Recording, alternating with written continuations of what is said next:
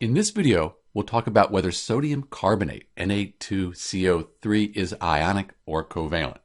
So as we look at the periodic table, we see sodium right here. That is a metal. So let's write metal above that. We have two sodium atoms. They're both metals. And then carbon over here, that's a nonmetal. And oxygen is also a nonmetal.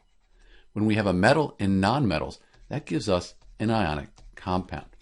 Since it's an ionic compound, we should think about the charge on these ions. So sodium, group 1, that'll have a 1 plus ionic charge. We just write plus, and that's on each sodium. So each sodium has a 1 plus charge.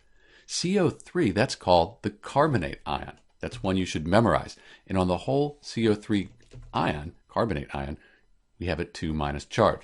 So the two 1 plus charges on the sodium, that balances out this 2 minus. We have a net charge of 0. Because we have a positive ion, two positive ions, and a negative ion, they're attracted together. That's what makes an ionic bond. Let's talk briefly about the carbonate ion, though. So for the carbonate ion, we said carbon, that's a nonmetal, and oxygen was also a nonmetal. If we have a nonmetal plus a nonmetal, that gives us covalent bonds, or molecular bonds. They're called that as well. So the bonds between the carbon and the oxygen atoms in the carbonate, they're covalent.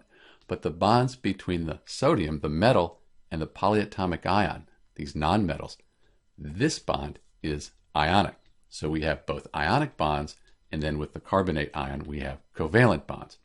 But since we have ions overall, the sodium ion and the carbonate ion, we consider sodium carbonate, Na2CO3, to be an ionic compound. This is Dr. B, and thanks for watching.